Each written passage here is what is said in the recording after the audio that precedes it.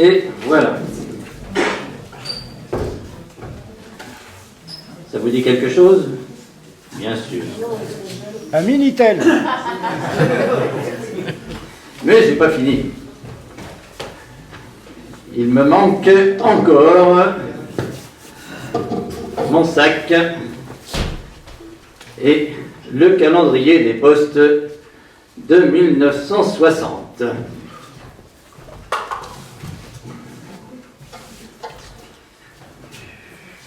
Alors, écoutez, avec ce matériel un peu particulier, nous allons essayer de vivre une aventure intemporelle.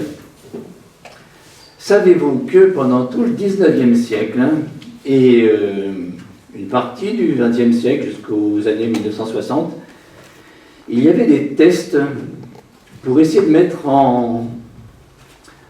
utiliser le phénomène de la télépathie. Voilà, vous le savez, bien sûr. Bon. Et ça intéressait beaucoup l'armée. Parce que communiquer à distance sans pouvoir être intercepté, c'était quand même fantastique.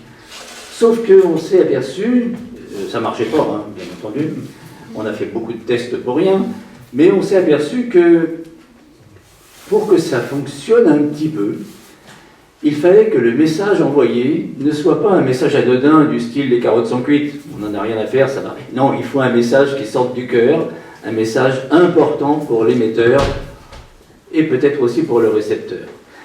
Alors, je vais jouer le rôle de l'émetteur et si vous voulez, pendant quelques instants, on va essayer de faire de la télépathie. Bien que, avec quelques décennies de recul, on sait que ça ne fonctionne pas, ça n'existe pas.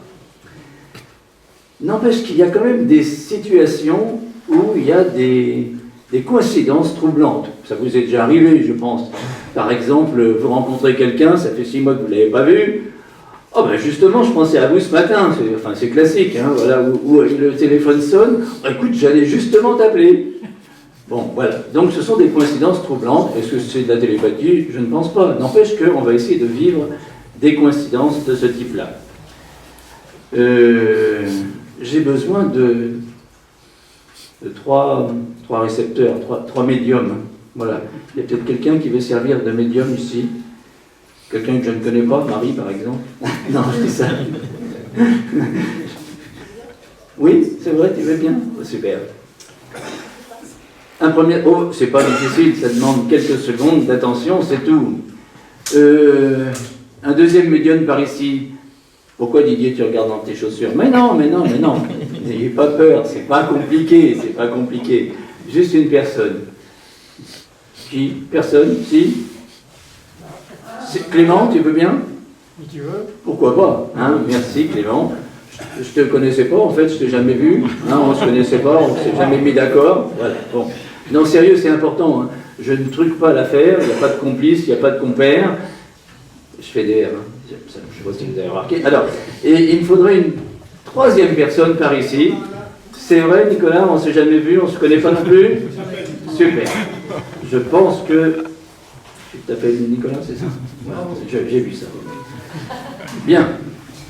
Alors, je vais essayer de m'organiser parce que la scène avec tous ces chanteurs qui font n'importe quoi... Bon, pardon. Non,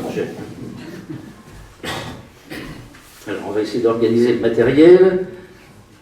Oh, Marie, je peux vous donner ce calendrier des postes. C'est le vrai calendrier des postes de 1960. Voici. Et je fais apparaître sur scène quelqu'un. Ah non.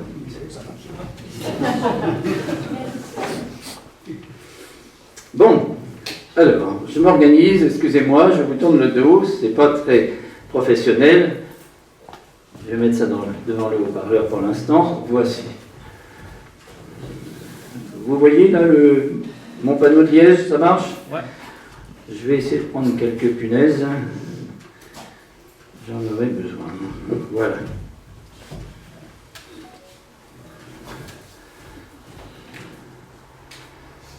Voici. On va punaiser ce machin-là ici. Ce papier. Hop. Voilà. Alors, Marie, c'est ça. Je vous ai dit que le renseignement que je vais essayer de vous envoyer par télépathie, c'est un renseignement qui me touche. Hein. Alors du coup, je suis obligé de vous confier un certain nombre de moments personnels. J'ai fait toute ma scolarité, depuis la 6e jusqu'à la terminale, au lycée Jacques Decour à Paris, avenue Truden dans le Paris 9e. Et c'est à l'époque, le lycée, c'était de la 6e à la terminale, et même au-delà. J'étais avec un ami, un copain de classe, et on s'est suivis pendant toute notre scolarité. C'était quelqu'un en qui j'avais une confiance absolue. Il avait 1 an de moins que moi, il travaillait très bien et j'étais ébloui par ses résultats, ce n'était pas mon cas. Toujours est-il que je l'aimais beaucoup. Je dis je l'aimais parce qu'il a disparu. Voilà.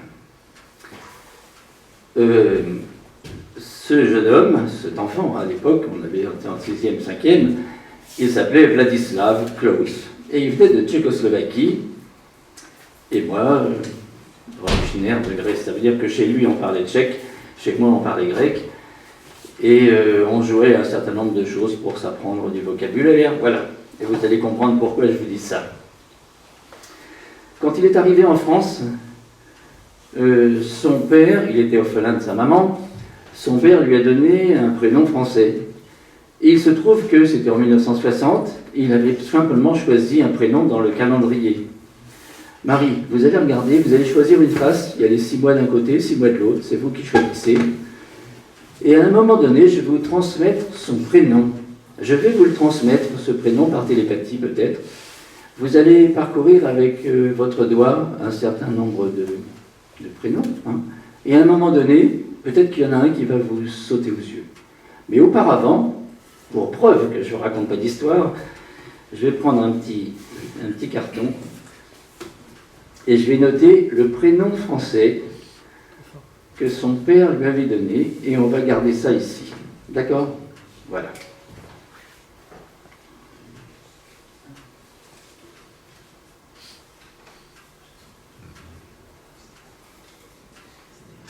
Voilà.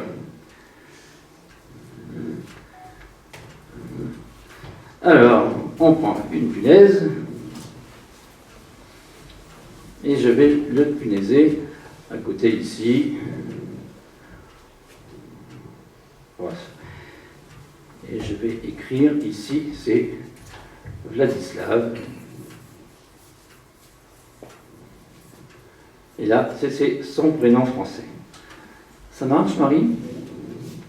Alors, Marie, je vais vous envoyer le prénom. Avouez que c'est quand même assez extraordinaire. Vous allez parcourir avec votre main les différents prénoms sur l'une des faces. Et à un moment donné, je vais compter jusqu'à 5. Vous allez vous arrêter sur un prénom. Ça va? Voilà, je ne regarde pas ce que vous faites. Allez-y. 1, 2, 3, 4, 5. Vous arrêtez. Quel est le prénom que vous avez choisi? Faustin. Faustin. Faustin. Ah, j'ai eu peur. Non. Vous avez choisi Faustin, c'est vrai? Oui. Des fois, j'en suis moi-même interloqué, mais on pourrait vérifier directement tout de suite, mais je pense qu'on va garder la surprise pour la fin. J'avoue que ça c'était pas prévu au programme, mais c'est pas grave. Excusez-moi, sinon ça va sonner pendant 3 heures. Hein. C'est peut-être Faustin. Voilà. C'est un magicien qui s'appelle Mankai qui me téléphone. Tant pis, il est trop tard.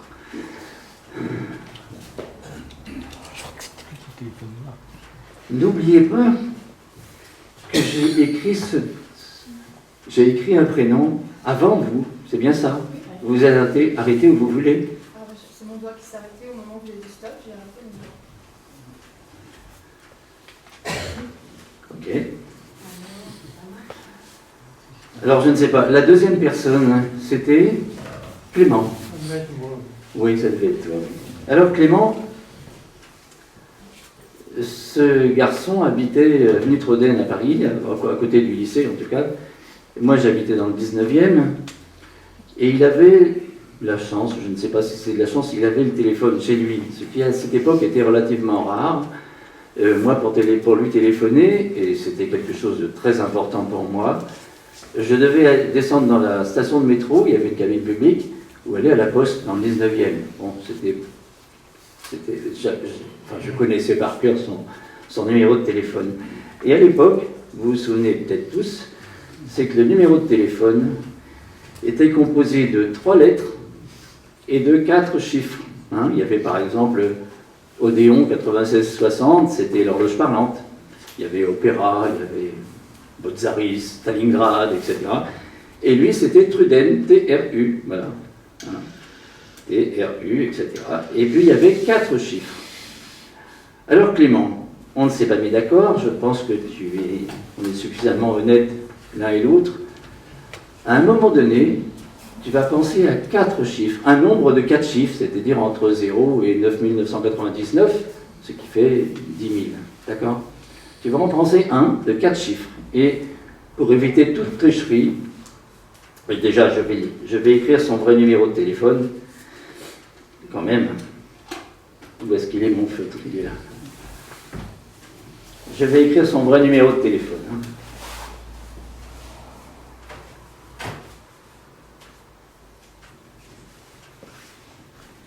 Voilà, c'est fait.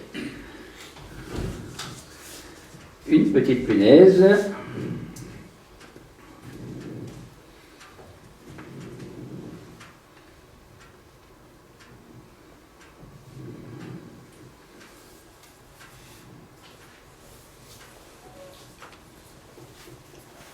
Téléphone.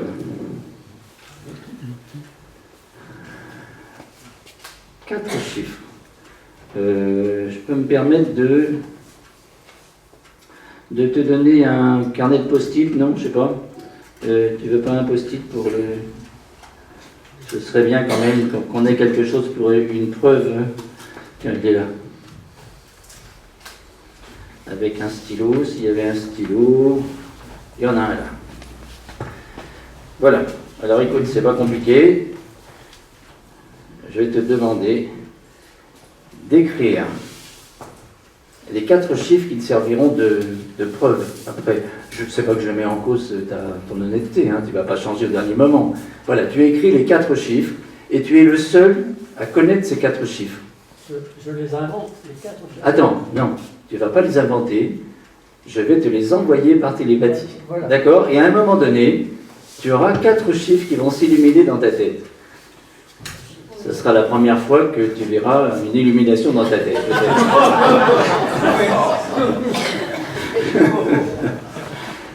Clément, je vais t'envoyer les 4 chiffres de son téléphone. Ça commence par Truden, T-R-U, mais là tu t'en occupes pas, tu mets simplement les 4 chiffres. Ça va? Jusque-là, oui. Jusque-là, ça va. Clément, 1, 2, 3, 4, 5. Tu écris les 4 chiffres et tu les gardes pour toi. Tu retires ton petit post-it, tu le plies, tu le gardes, c'est fini. On n'en parle plus, il n'y a que toi qui es au courant. Ça y est, c'est bon? Tu as écrit tes 4 chiffres? Oui, non? Je ne suis pas très réceptif. Fais un effort. Allez. À ce moment-là, tu les inventes, puisque en fait, une télépathie, c'est un peu ça. Hein? Donc je mets les liens. Tu mets les tiens, tu mets ton numéro de carte bleue si ça te fait plaisir. Voilà, ça y est? Alors je marque. Tu les marques, tu les écris, tu gardes le post-it pour toi. Je peux récupérer mon stylo. Avec Clément, il faut toujours un peu de temps. Hein. Bon, d'accord. Ça y est, merci. Tu peux récupérer tout ça? Non, non, pas le post-it. Non, garde ton post-it. Hein. Je ne veux pas le voir, moi, le post-it. Voilà. Voilà. Alors, ici, ça c'est bon. J'en ai pas besoin. Alors, ce que je voudrais faire maintenant, c'est le dernier. Oui, Nicolas, le dernier. Nicolas. Alors, je vous ai dit tout à l'heure qu'on avait des jeux pour essayer de se perfectionner en français. Et il se trouve qu'on avait trouvé un jeu, peut-être un peu stupide, mais peu importe, c'était sur mon dictionnaire. Où est-ce que j'ai foutu comme il est là? Voilà. On avait pris un dictionnaire, j'ai pas trouvé le dictionnaire de 1960, mais bon, peu importe, c'est un dictionnaire, vous le verrez tout à l'heure, c'est un dictionnaire tout à fait ordinaire, et comme tous les dictionnaires, il y a le nom qui est écrit ici, c'est le dernier de la page, à chaque fois. Voilà, il y a tous les mots qui sont là, ok? On va l'ouvrir, tu pourras venir m'aider, s'il te plaît? Voilà. On va libérer un petit peu tout ça.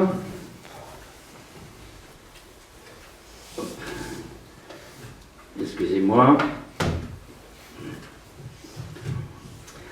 Alors, avant, on va choisir une page, hein, d'accord? Mais avant, je vais prendre une petite étiquette. Voici ici, s'il veut bien venir. Ok. Et je vais écrire un mot de dictionnaire. Hein? Voilà.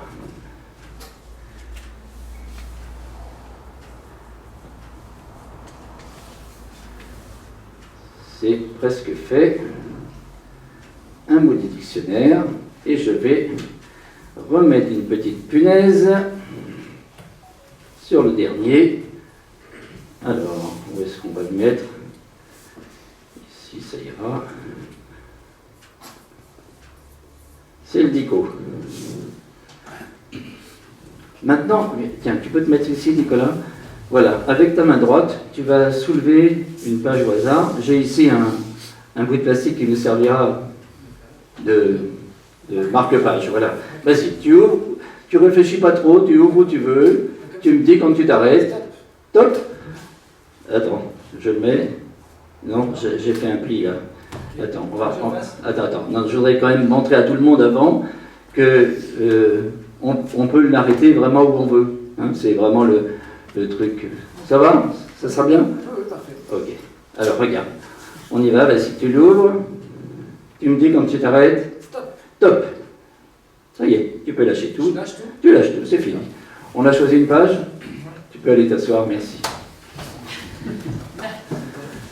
Vous avez remarqué qu'à chaque fois, j'ai écrit l'étiquette avant, n'est-ce pas? Alors, qu'est-ce qui s'est passé?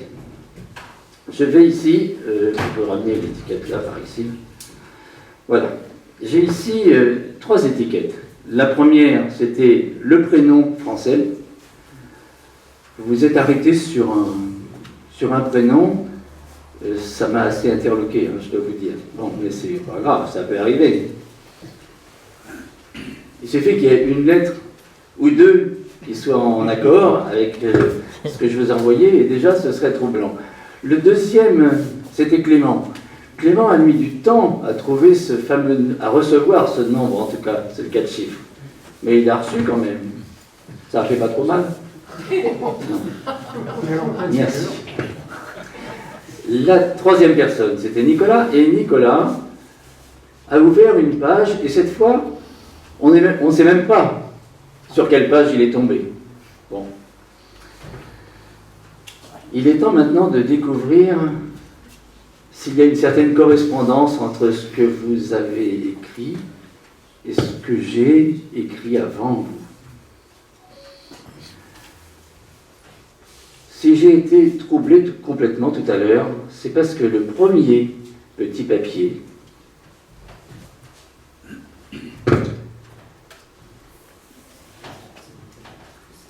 j'avais écrit Faustin.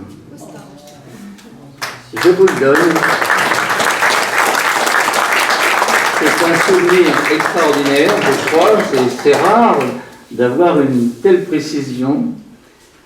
Vous me remercierez plus tard. C'est Clément. Maintenant, Clément, tu as reçu 4 chiffres tout à l'heure, en pleine figure. En fait, tu t'en es pas rendu compte. Hein. N'empêche que je prends 4 chiffres ici. moi, j'ai trouvé, alors tu nous le diras si c'est ça, en tout cas, moi j'avais envoyé 1940. Quel était le nombre que tu avais envoyé? Non. C'est 1940. C'est son numéro de téléphone. C'était effectivement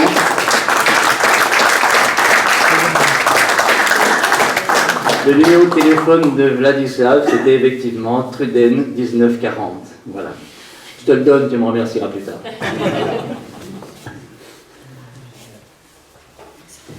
Alors, il nous reste maintenant Nicolas. Nicolas, tu as choisi une page. Enfin non, tu n'as pas choisi, en fait. C'est une page comme ça. Je ne change rien. On va pouvoir regarder ici. Est-ce que tu peux lire le haut de la page? Non, parce que j'ai pas mes lunettes. Quelqu'un... Ah, toi, tu as tes lunettes. Ouais. Irréductible. Irréductible. C'était un mot qu'on avait choisi. En fait, c'est moi qui l'avais choisi à ce moment-là.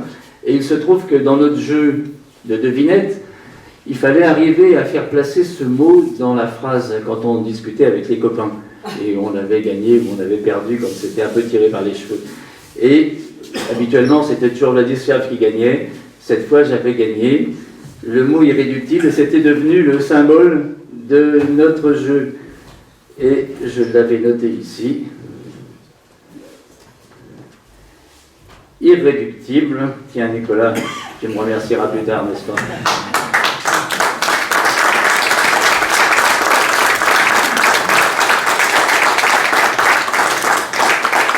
Voilà. Alors, en fait, je serais tenté de faire comme Mir et Miroska. Dans les années 60, c'était donc un magicien mentaliste qui faisait des transmissions de pensée avec son épouse. Et il terminait toujours son spectacle en disant « S'il n'y a pas de truc, c'est extraordinaire, mais s'il y a un truc, c'est encore plus extraordinaire. » Eh bien, c'est le cas ce soir.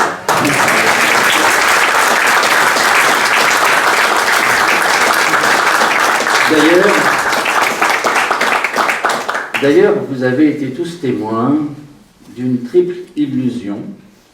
Ben oui, un illusionniste, ça fait des illusions, n'est-ce pas? Nicolas, tout à l'heure, dans le dictionnaire, tu as choisi au hasard une page. Tu peux reprendre le dictionnaire et puis rechercher la page où c'était marqué « irréductible ». Et vous allez comprendre pourquoi c'est une illusion. Parce que justement, il se trouve que il y a 20 ans à peu près, j'ai voulu entrer en contact avec mon ami Vladislav et je lui ai écrit un petit mot et oui, je lui ai envoyé la page irréductible dans son enveloppe, mais il n'a jamais reçu cette page.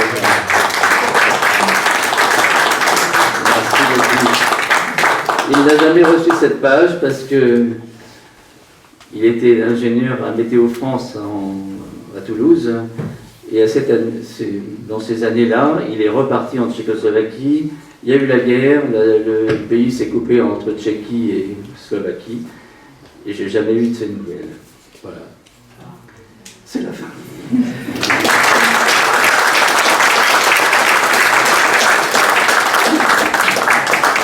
Bien.